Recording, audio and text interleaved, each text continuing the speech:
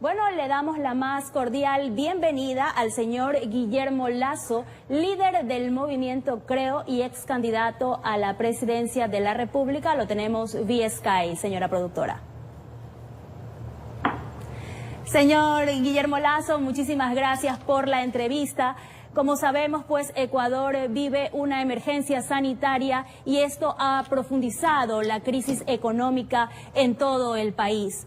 Usted ha hecho un planteamiento de 5 propuestas justamente para salir de la crisis. ¿Cuáles son estas propuestas? Por favor, detállenos. Buenos días nuevamente. Muy buenos días. Tal como usted lo dice, el Ecuador vive una situación sanitaria muy difícil y también una crisis, yo diría ya alimentaria. ¿Por qué? Porque hay cerca de 4,5 millones de ecuatorianos que no tienen un trabajo formal, que viven de la informalidad. La mayoría de esos ecuatorianos son mujeres solteras, madres solteras, mujeres abandonadas por sus esposos a cargo de 2, de 3 hijos, que viven del día a día, algunas de ellas con $1 al día. Muchas juegan al bingo. La que gana, su familia come ese día. La que no, pues no puede comer ese día. Por lo tanto, es una situación que previa a la crisis ya era una situación complicada. Pero ahora con el quédate en casa, no pueden salir de su casa, no pueden salir aquel vendedor de helados a vender helados, o aquella señora que tiene un charol en la esquina, no lo puede hacer y esos ingresos los han perdido. Y creo yo que es necesario, en primer lugar, como medida sanitaria, proveer de manera gratuita para todos el examen del coronavirus. En segundo lugar, debemos ampliar la cobertura del bono de desarrollo humano, ampliar esa cobertura para llegar a todos aquellos ecuatorianos que hoy necesitan alimentos para sostener a sus familias. También estoy proponiendo un bono mensual adicional a los ingresos que ya tienen los trabajadores del sector salud, tanto médicos como enfermeras, enfermeros, personas que lavan hospitales, limpian hospitales. Yo creo que ellos son los héroes de la jornada y tenemos que respaldarlos y apoyarlos a todos ellos. Por otro lado, he planteado la necesidad de una cobertura mayor de la exención del IVA y reducción de aranceles del IVA en artículos cotidianos y aranceles también a efectos de abaratar el costo de la vida. Y por último, medidas de carácter laboral, facilitar la contratación laboral de la forma más flexible en este momento para evitar la pérdida de empleo y prohibir el despido de empleados en los próximos 90 días por parte de las empresas grandes en el Ecuador. El gobierno nacional justamente ya hizo la propuesta de la entrega de un bono de contingencia de $60 a 400,000 familias. Usted propone la ampliación de la cobertura del bono de desarrollo humano y también entregar un bono adicional, como lo está diciendo en este momento, para el sector de la salud. ¿De dónde saldrían estos recursos? Bueno, en primer lugar, lo que yo planteo es la atención a 4,5 millones de ecuatorianos. Muchos de ellos que antes no calificaban para el bono porque tenían ingresos diarios suficientes para mantener a su familia. Por ahora y temporalmente ellos no pueden trabajar, no tienen ingresos diarios y hay que llegar con un bono.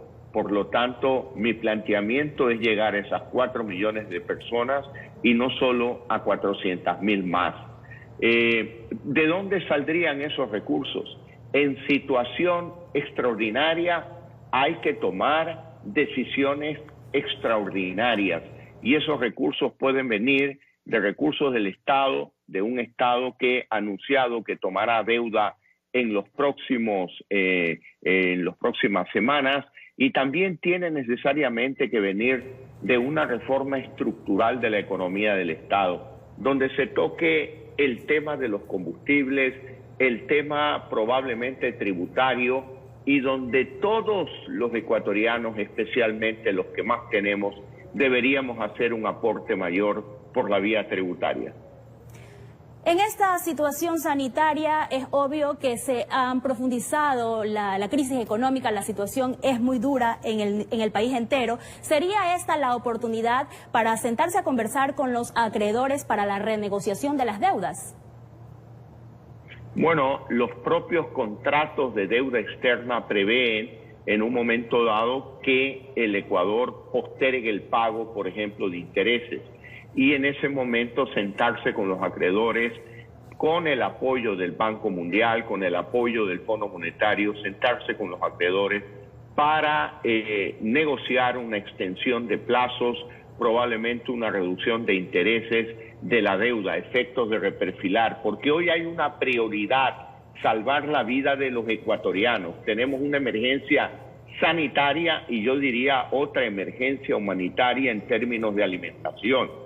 Por lo tanto, los acreedores dentro del marco de los contratos pueden esperar, pueden y deben esperar porque hay prioridades que tiene el Ecuador que tienen que ver con las personas, con los seres humanos. Bueno, y justamente pues usted propone que los sectores que más tienen son las personas que tienen que colaborar para salir de esta crisis. Pero nosotros quisiéramos saber, porque hay muchos empresarios que indican que más impuestos sería sumamente complicado por la situación que estamos viviendo, no se puede más. Entonces, ¿cómo se podría hacer si no sería a través de la vía de impuestos? Yo creo que la situación es dura y muy difícil para todos, pero muy especialmente para aquellos que en este momento no tienen recursos para comer.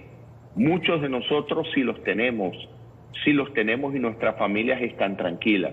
Por eso digo que aquellos que más tenemos que hacer un esfuerzo adicional frente a una situación extraordinaria, medidas extraordinarias, porque usted no se puede quedar cruzado de brazos cuando hay, sobre todo en las zonas periféricas de las principales ciudades de la costa, de Guayaquil, de Babahoyo, de Quevedo, de Machala, hay familias que no tienen empleo desde hace mucho tiempo, como digo, principalmente mujeres, madres solteras, mujeres abandonadas por sus esposos, que no tienen un empleo, que viven con $1 diario, pero es que el día de hoy ni siquiera consiguen ese $1 diario. Tenemos que salir en su auxilio, tenemos que salir en su ayuda. Y aunque duela, pues tenemos que aportar más. Es difícil que los actores políticos se pongan de acuerdo. Este sería el momento propicio para sentarse a conversar justamente con ellos y llegar a un acuerdo, una solución que permita salir de esta situación, tanto de la crisis sanitaria como de la situación económica que está atravesando el país. Yo le digo a todos los ecuatorianos que en la situación actual debemos unirnos, todos, unámonos por favor, porque este enemigo invisible no distingue bandera política, no distingue entre ricos y pobres, no distingue entre credos, no distingue las regiones ni costa ni sierra. Este es un enemigo que nos ataca a todos y especialmente a nuestros mayores.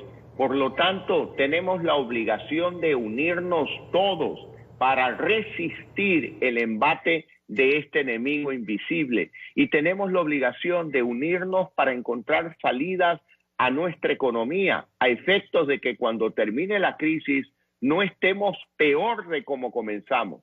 Hayamos tenido la tranquilidad, la entereza, el convencimiento de tomar todas las medidas necesarias para salir fortalecidos de esta crisis, de la cual es muy difícil, pero si tenemos la capacidad política, si tenemos el compromiso con el Ecuador y si también muchos ecuatorianos tenemos recursos económicos, debemos apoyar una salida a esta crisis para salir, como digo, fortalecidos y no debilitados. Justamente la presidenta del Consejo Nacional Electoral, Diana Atameín, mandó una propuesta para aplazar las elecciones a través de una consulta, ¿no? Queríamos saber a la Corte Constitucional, queríamos saber si es viable esto o no. ¿Qué considera usted? Yo creo que ese es un tema realmente impertinente de tratar en este momento. ¿Por qué? Porque los problemas son de salud, como ya lo he dicho, los problemas son de falta de alimentación para la gran mayoría del pueblo ecuatoriano. Así que yo creo que nadie está pensando en las elecciones. Por otro lado, creo que la Constitución es muy clara y no permitiría un aplazamiento de elecciones en lo absoluto. El día domingo yo me sumé a una campaña para promover que los partidos y movimientos políticos no reciban recursos públicos para sus campañas futuras. No reciban recursos públicos, pero eso ¿quiénes? Los partidos y movimientos políticos. El CNE como institución deberá recibir recursos para llevar a cabo las elecciones. Adicional a esa decisión, yo le instruí al presidente del movimiento Creo que no solo que no recibamos al futuro, sino que lo que recibimos en este año, en el 2020, y que están en la cuenta del movimiento Creo, sean devueltos inmediatamente esos recursos a la cuenta única del Tesoro, para que sea el gobierno que disponga de esos recursos para atender la urgencia de salud y alimentación de los que más lo necesitan en el Ecuador. Usted ha indicado que para las próximas elecciones sería el candidato a la presidencia de la República. ¿Ya tiene listo su binomio? ¿Está buscando su binomio? ¿Sería una mujer? Mire, le digo con sinceridad, ese es un tema importante, pero por ahora está postergado en mi agenda. Mi gran preocupación es la economía de las familias ecuatorianas. Mi gran preocupación es aquellos como Darwin, a quien conozco, que vende helados en Barandúa. Darwin en este momento no está vendiendo helados y no tiene qué comer y es un padre de familia. Tenemos que atender esa urgencia en el Ecuador. Tenemos que atender las urgencias también de salud. Tenemos que proveer de kits gratuitos para el test del coronavirus a efectos de saber el tamaño de la pandemia, la profundidad de la crisis, a efectos de prepararnos para atender esta coyuntura. Y mi cabeza está concentrada en esos temas en este momento. Muchísimas gracias por su participación, señor Guillermo Lasso, líder del movimiento Creo, y justamente haciendo un llamado también a la ciudadanía que por favor se quede en casa para evitar más contagios. Muchísimas gracias nuevamente, nos vamos a una breve pausa comercial y enseguida regresamos con más noticias para ustedes. Sigan en nuestra sintonía. Muchas gracias, muy amable.